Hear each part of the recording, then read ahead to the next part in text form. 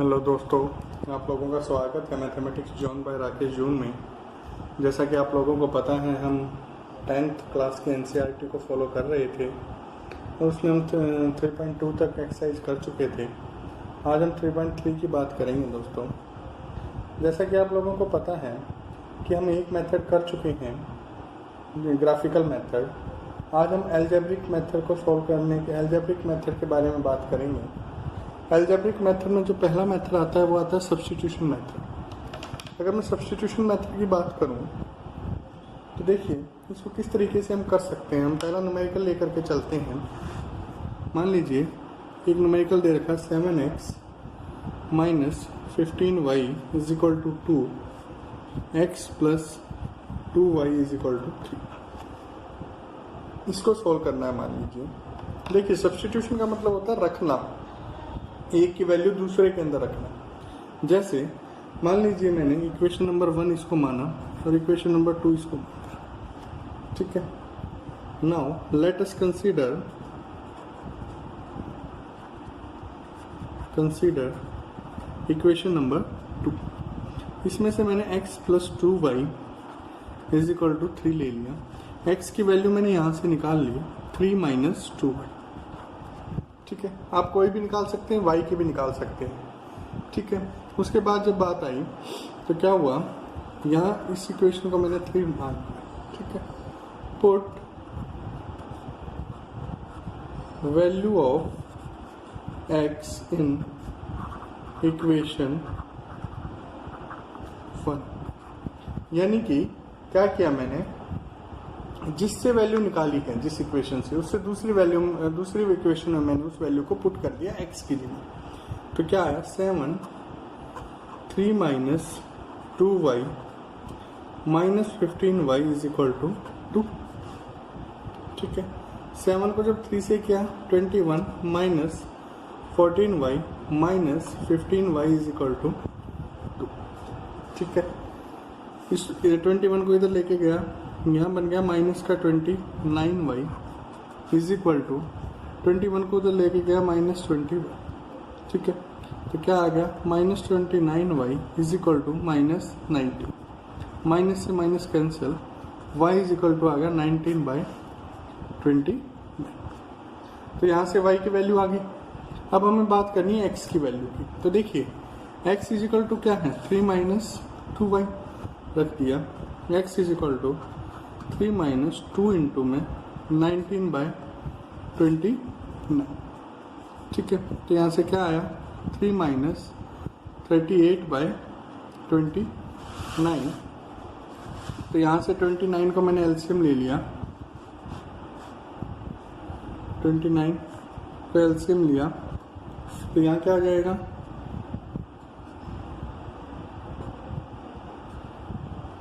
ठीक है। यहाँ आ जाएगा 87, सॉरी, ठीक है। 29 को 3 से मल्टीप्लाई करेंगे तो क्या आएगा यहाँ 87 माइनस में 38 इज इक्वल टू क्या आ गया 49/20। तो यहाँ से x की वैल्यू भी आ गई, y की वैल्यू भी आ गई। ये था सब्स्टिट्यूशन मेथड, ठीक है। हम इसको रख के देख सकते हैं। अगर हम x की जगह इसको रखेंगे 19/29 को और y की जगह 49/29 को रखेंगे तो हम वही मेथड, वही आंसर लेंगे जो इक्वेशन में आ रहा था। जैसे अब हम मान लीजिए इसको 3.1 के एक एग्जांपल को करना चाहें, आफ्ताब वाले को, ठीक है। हम देख लेते हैं। देखिए आफ्ताब वाला जो एग्जांपल था ये वाला, ठीक है। इसमें हमने क्या माना था, आफ्ताब की एज को x माना था, y माना था, x माइनस 7। तो फर्स्ट इक्वेशन हमारी क्या बनी थी, x माइनस 7y माइनस 42। और सेकेंड इक्वेशन बनी थी x minus 3y is equal to 6। इन इक्वेशन को नोट कर लेता हूँ मैं और इन्हीं के साथ हम करके देखते हैं हम। तो x minus 7y is equal to क्या बनी थी वाला माइनस 42, ये फर्स्ट इक्वेशन थी मान लीजिए। और सेकेंड इक्वेशन थी x minus 3y is equal to 6, ये सेकेंड इक्वेशन, ठीक है। अब अगर हम रखना चाहें तो ध्यान दीजिएगा, देखिए यहाँ से इक्वेशन नंबर 2 से हम वैल्यू निकाल सकते हैं x की या y की, किसी की भी निकाल सकते हैं।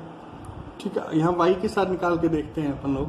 वैसे आसान x को निकालना रहता है, लेकिन y को निकाल के देखते हैं। Let us consider equation number 2।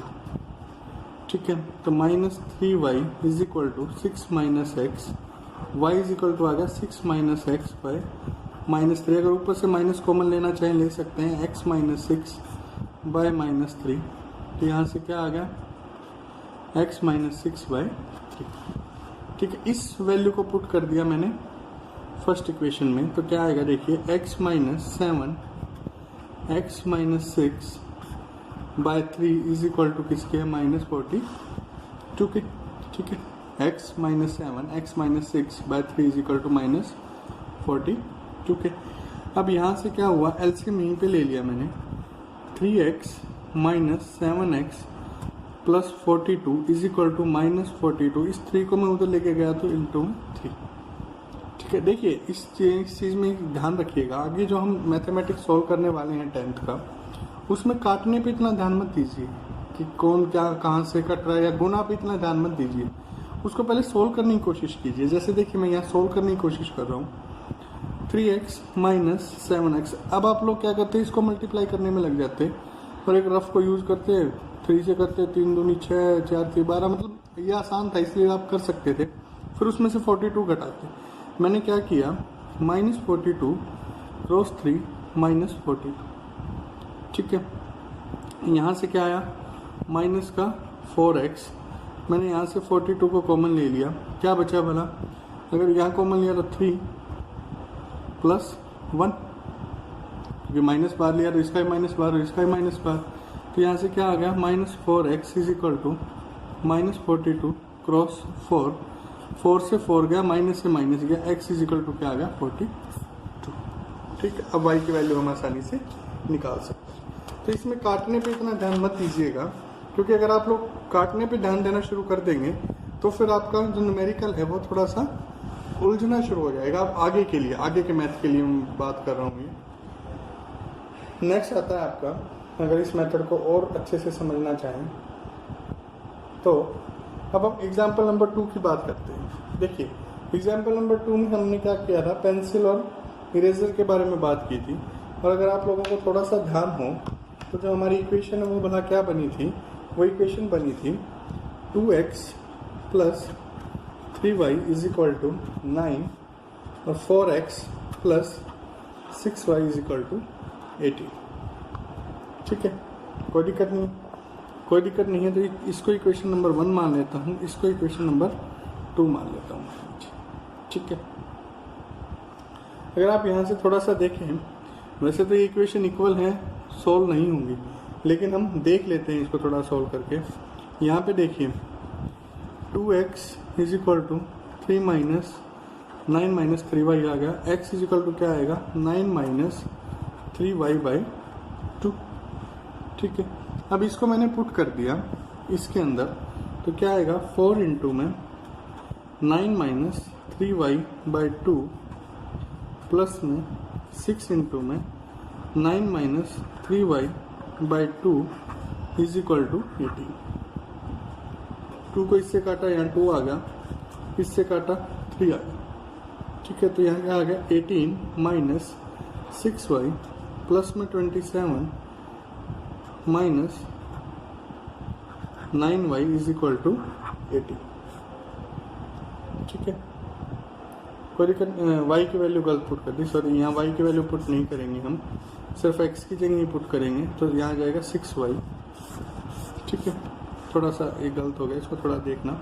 यहाँ आ गया 18 - 3y, 3 और 6 प्लस में 6y इज इक्वल टू 18। इससे खत्म, 18 इज इक्वल टू 18। मैंने पहले ही कहा था इसको सॉल्व नहीं कर सकते, लेकिन फिर भी हम करके देखते हैं। This statement is true for all value of y। ये प्रत्येक वैल्यू, y की प्रत्येक वैल्यू के लिए क्या होगी, स्टेटमेंट ट्रू होगी, इसीलिए हम इसको सॉल्व नहीं कर सकते। तो ये था दोस्तों इसको सॉल्व करने का एक तरीका कि किस तरीके से हम सब्स्टिट्यूशन मेथड का यूज़ करके सॉल्व कर सकते हैं। अब हम कुछ न्यूमेरिकल्स के बारे में बात करते हैं 3.3 की। देखिए, तो इसका सबसे इम्पोर्टेंट न्यूमेरिकल है, मैं उनके बारे में थोड़ी सी बात करना शुरू करता हूँ।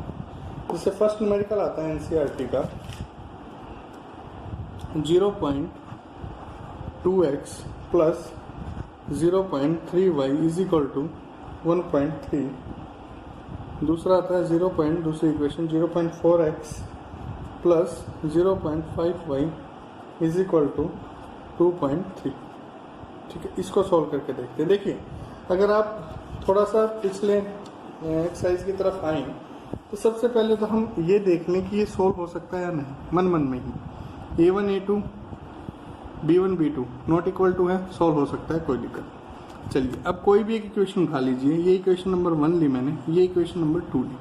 कोई भी एक इक्वेशन ले सकते हैं, आसान लेने की कोशिश कीजिएगा ताकि आसानी से हो सके। थोड़ा सा यहाँ से 0 पॉइंट, देखिए मैं इसको लिखना चाह रहा हूँ। अब एक बात देखिए, यहाँ से मैं इसको लिख सकता हूँ 2/10x plus 3/10y is equal to 13/10। कोई दिक्कत नहीं, इस सारी को 10 से मल्टीप्लाई कर सकता हूँ, है ना। Multiply both equation by 10।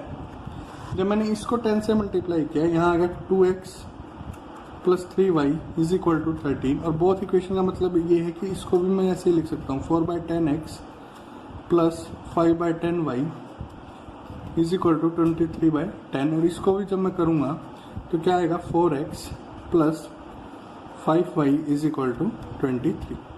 अब ये थर्ड इक्वेशन होगी, ये फोर्थ इक्वेशन होगी। ठीक है, अब मेरे लिए आसान होगा चीज़ों को सोल्व कर पाना। अब मैंने इक्वेशन नंबर 1 ली तो क्या आया 2x is equal to 13 minus 3y, x is equal to 13 minus 3y by 2। ठीक है, यहाँ पे पुट करूँगा इस वैल्यू को, put value of x in equation number 4। ठीक है, उससे दूसरी में करेंगे जिससे कि इस x की वैल्यू को निकाला है।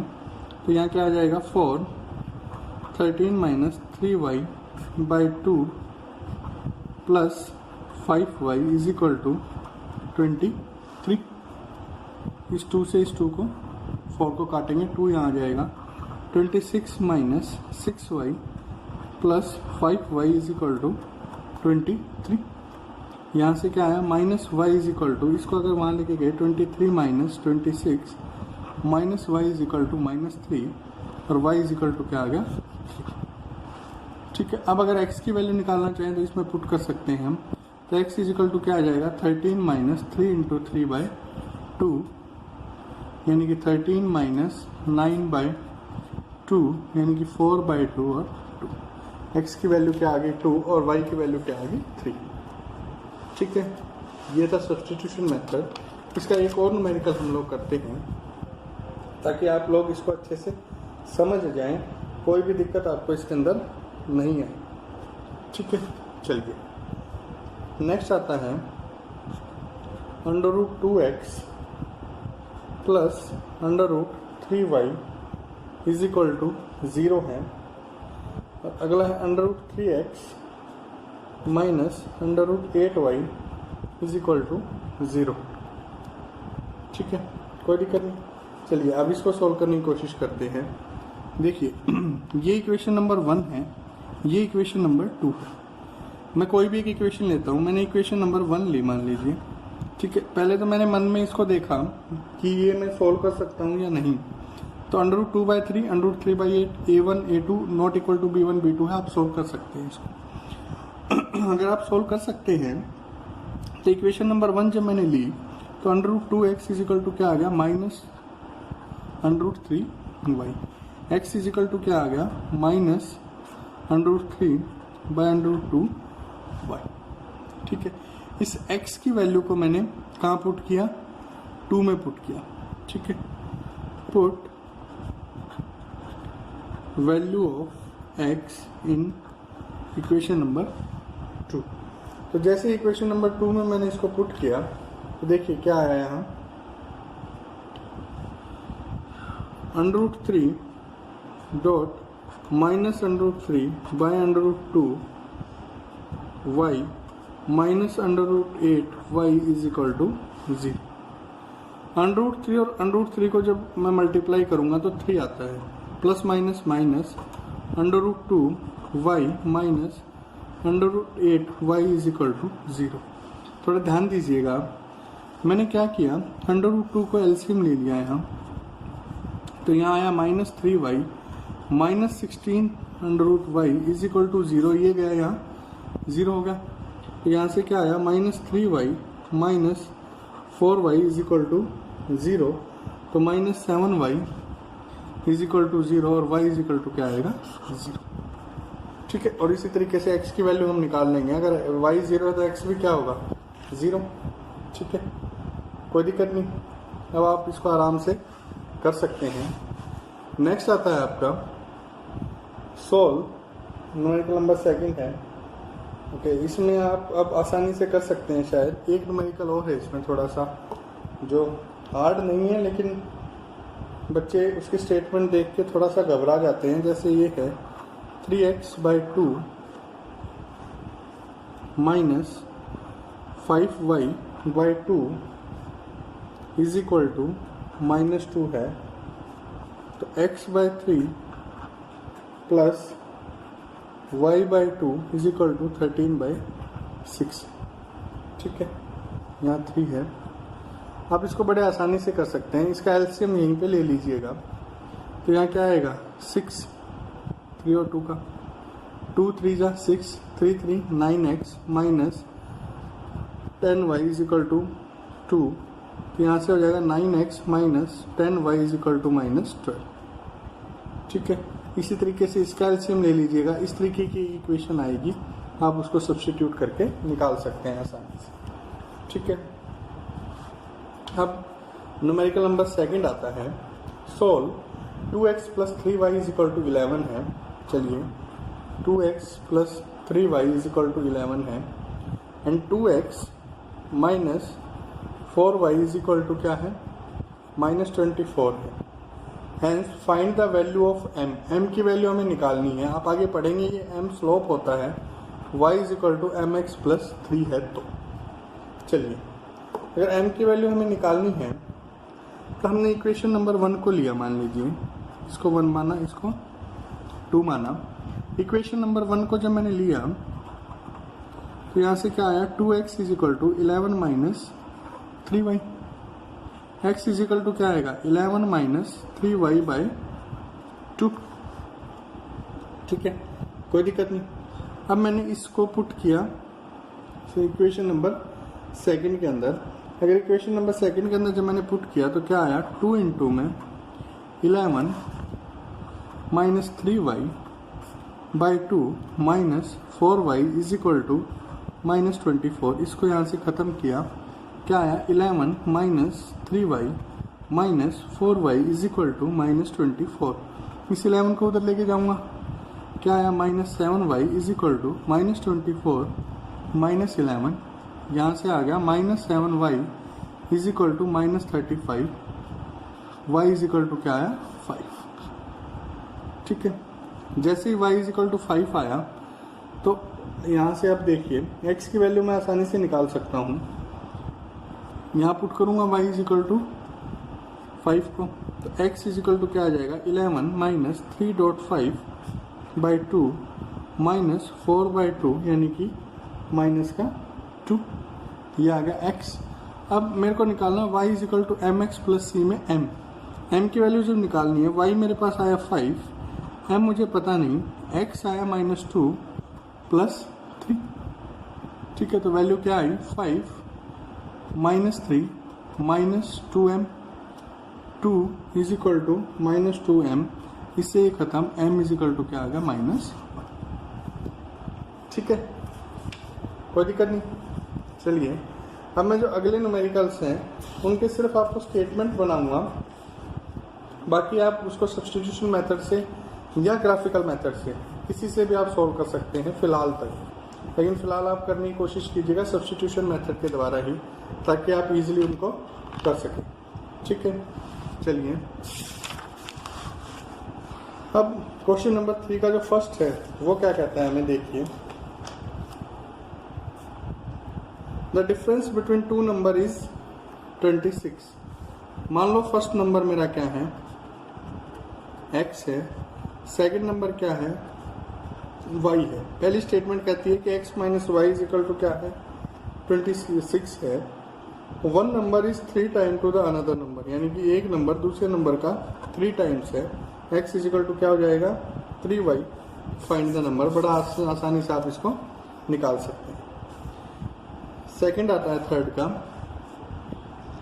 The larger of to supplementary. अच्छा, ये सप्लीमेंट्री एंगल कौन से होते हैं, सबसे पहली बात आती है ये सप्लीमेंट्री एंगल होते हैं जिनका जो सम है वो 180 डिग्री के इक्वल हो। यानी कि मान लीजिए एंगल माना, लेट फर्स्ट एंगल x माना, सेकंड एंगल y माना, तो सप्लीमेंट्री एंगल क्या होंगे, x plus y is equal to 180 degree. पहली condition. One angle is exceed the smaller by 18। हमने x को बड़ा मान लिया, तो x बड़ा है, यानी कि x minus y is equal to क्या है, 18 है। भाई इनका डिफरेंस कितना है, 18 है। ठीक है, तो ये दोनों हैं। अब इसमें सब्स्टिट्यूशन मेथड आप लगा सकते हैं। थर्ड पार्ट देखिएगा, the coach of a cricket team buy 7 bats and 6 balls. 7 bats and 6 balls. Bats का जो रेट है वो मैंने मान लिया x रुपीज़ पर बैट है, बॉल का है y rupees per ball. 7 bats का आएगा 7x, बॉल्स का आएगा 6y is equal to 3800। Later she buy 3 bats, उसके बाद उसने 3 बैट खरीदे और 5 बॉल खरीदी, वो 1750 रुपये में। यहाँ पे भी आप सब्स्टिट्यूशन मेथड आराम से लगा सकते हैं। ठीक है, तो दोस्तों ये वीडियो ज़्यादा लंबी ना हो इसलिए इस वीडियो को मैं यहीं पे रोकता हूँ। अगली वीडियो में मैं आपको जो इसके बचे हुए पार्ट्स हैं उनको समझाऊंगा और साथ में कुछ होमवर्क दूंगा जो आपके पेपर के दृष्टिकोण से बहुत इंपॉर्टेंट है। तो धन्यवाद दोस्तों, इस वीडियो को लाइक कीजिएगा, सब्सक्राइब कीजिएगा, चैनल को सब्सक्राइब कीजिएगा। हेलो दोस्तों, आप लोगों का फिर से स्वागत है मैथमेटिक्स जॉन बाय राकेश जून में। जैसा कि हम लोगों ने पिछले लेक्चर में 3.3 के थर्ड न्यूमेरिकल के बारे में बात कर रहे थे, तो उसके बाकी पार्ट्स की हम बात कर चुके थे। आज हम फोर्थ पार्ट के बारे में बात करेंगे दोस्तों। उसके बड़ा इंपॉर्टेंट है, बहुत ज़्यादा बार ये पूछा जाता है पेपर के अंदर। तो देखिए क्या कहता है ये कहते हैं the taxi charges in A city consist a fixed charge together with the charge of distance covered. देखिए आप कोई भी टैक्सी पकड़ते हैं, मान लीजिए उसने क्या कहा, उसने ये कहा कि 10 रुपये तो भाई मैं बैठते ही लूँगा और उसके बाद पर किलोमीटर के हिसाब से कुछ रुपीज़ और लूँगा। ठीक है, तो जो फिक्स चार्ज है वो तो 10 रुपये हो गया। ठीक है, बाकी पर किलोमीटर के हिसाब से हुआ। ठीक है, for the distance of 10 kilometre charge paid is 105, for a journey of 15 kilometre charge paid is 155। तो अगर वो 10 किलोमीटर जाता है तो 105 रुपये उसे देने पड़ते हैं, और अगर वो 15 किलोमीटर जाता है तो उसे 155 रुपये देने पड़ते हैं। What are the fix charge, अब फिक्स चार्ज क्या है और दूसरे चार्ज क्या है वो हमें बताना। चलिए मैं मान लेता हूँ भाई, let fixed charge of taxi is equal to x rupees per kilometre. Let charges per kilometre y rupees per kilometre, यानी कि x रुपये तो उसको देने ही देने पड़ेंगे। तो उसने कहा कि अगर वो 10 किलोमीटर जाता है, अकॉर्डिंग टू क्वेश्चन वो क्या कह रहा है कि x रुपीज़ तो उसको देने ही देने हैं भाई, और उसके बाद वो 10 किलोमीटर जाता है तो 1 किलोमीटर के कितने हैं y रुपीज़, 10 के कितने होंगे 10y रुपीज़, और टोटल रुपये उसको कितने देने पड़ते हैं 105 रुपीज़।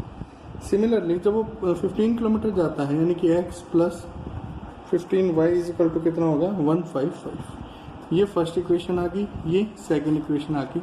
सब्स्टिट्यूशन मेथड आपको अच्छे से आता है, आप उससे इसको सॉल्व कर सकते हैं। ठीक है, नेक्स्ट जो आता है a fraction become 9/11 if 2 is added both the numerator. अब देखिए फ्रैक्शन कैसे बनती है, मेन बात ये आती है यहाँ पे। फ्रैक्शन में एक न्यूमरेटर होता है और एक डिनोमिनेटर होता है। ठीक है, और उनसे मिलके ही फ्रैक्शन बनती है। ठीक है, तो मैंने मान लिया let numerator of fraction, fraction का न्यूमरेटर मैंने मान लिया x, let denominator of fraction मान लिया y, then fraction is equal to क्या होगा x बाय y। ठीक है, अब क्या हुआ, if 2 is added both the numerator and denominator and if 3 is added both the numerator and denominator, अगर दोनों में जोड़ा जाए तो वो क्या बन जाती है 9/11 बन जाती है फ्रैक्शन। ठीक है, अकॉर्डिंग टू क्वेश्चन क्या कह रहे हैं जी, वो कह रहे हैं इफ 2 इज एडेड यानी कि x + 2 किया और y + 2 किया तो फ्रैक्शन क्या बन गई 9/11 बन गई।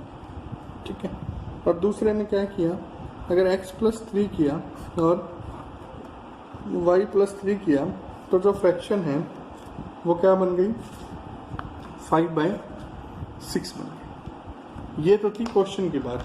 अब जो मैं बात करता हूँ उसके बारे में देखिए, यहाँ एक्स वाई की फॉर्म अभी नहीं आई है, हम इसको क्रॉस मल्टीप्लाई मारते हैं। यहाँ से क्या आया 11x + 22 is equal to 9y + 18। ठीक है, तो 11x minus 9y is equal to, अगर ये इधर जाएगा तो माइनस का 4, 18 - 22। इसी तरीके से इसको क्रॉस मारते हैं तो क्या आया 6x + 18, 5y + 15, 6x - 5y is equal to क्या आया -3। अब ये फर्स्ट इक्वेशन आ गई, ये सेकंड इक्वेशन आ गई। इसको जैसे ही आप सॉल्व करेंगे then you will get your answer. ठीक है, कोई दिक्कत नहीं। नेक्स्ट आता है, देखिए 5 years hence the age of Jacob will be 3 times that of his sons। अपने लड़के की एज का क्या हो जाएगी 3 टाइम्स हो जाएगी। चलिए, पहली बात तो ये, जब हम एज की बात करते हैं तो मैंने आपको पिछले न्यूमेरिकल में ही बताया था, जब एज का हम कर रहे थे, कि हम प्रेजेंट एज मान लेते हैं। Let present age of Jacob x, present age of his son y। अब क्वेश्चन के अकॉर्डिंग बात करते हैं। 5 years hence, 5 years hence, ठीक है, एज ऑफ जेकब क्या होगी x + 5 है ना, और age of his son, age of son क्या होगी y + 5 will be 3 times to his son. Jacob 3 times होगा ना, तो हम क्या करेंगे, उसके सन को 3 से मल्टीप्लाई करेंगे, तभी तो इक्वल रख सकते हैं हम। ठीक है, तो यहाँ से आया x + y is equal to 3y + 15, तो x - 3y is equal to क्या आ गया 10। यह आ गई फर्स्ट इक्वेशन। अब सेकंड उसने क्या कंडीशन रखी, 5 years ago। ठीक है, 5 years ago यानी कि पहले, 5 years ago age of Jacob क्या होगी भाई बोला, age of Jacob is equal to होगी x - 5, age of son is equal to होगी y - 5। ठीक है, कंडीशन उन्होंने रखी कि 7 times that of his son. Jacob 7 times होगा तो हम क्या करेंगे, सन को 7 से मल्टीप्लाई करेंगे, तो हमारी इक्वेशन क्या आ जाएगी x - 5 is equal to 7y - 35, x - 7y is equal to ये इधर जाएगा 30। ये सेकंड इक्वेशन आ गई, ये फर्स्ट इक्वेशन है। सब्स्टिट्यूशन मेथड का यूज कीजिएगा और आंसर को निकालिए। ठीक है, तो दोस्तों ये थे न्यूमेरिकल और एक्सरसाइज नंबर जो आपकी 3.3 थी। अब मैं इसमें से कुछ आपको होमवर्क देता हूँ जो पिछली एक्सरसाइज से रिलेटेड है। देखिए, ये है होमवर्क, ये है फर्स्ट न्यूमेरिकल। ठीक है, वीडियो को पॉज कीजिएगा, इनको नोट डाउन कीजिएगा और इनके आंसर कमेंट बॉक्स में लिख के मुझे बताइएगा। ये है सेकंड, ठीक है, और ये है third. Do the following equation are consistent if consistent then justify your answer. और अगर आप एक और लेना चाहें तो वर्बल में मैं आपको दे सकता हूँ, लिखिएगा उसको, वीडियो को ध्यान से सुनते हुए उसको नोट करते हुए उसके बाद उसका जो आंसर है वो मुझे कमेंट बॉक्स में लिख के बताइएगा। For the pair of equation, देखिए, for the pair of equation lambda x plus 3y is equal to -7 and 2x plus 6y is equal to 14, to have infinitely many solution lambda should be 1 is statement true. यानी कि lambda is equal to 1 के लिए ही ये infinitely many solution देंगे, ऐसा उसने पूछा है। अगर हाँ तो जस्टिफाई योर आंसर। ठीक है, नेक्स्ट आता है for all real value of c, for all real value of c the pair of equation x minus 2y is equal to 8 and 5x minus 10y is equal to c have a unique solution, justify your answer, justify your answer। next लिखेंगे the line represented by x is equal to 7, x is equal to 7 is parallel to the x-axis, is parallel to the x-axis,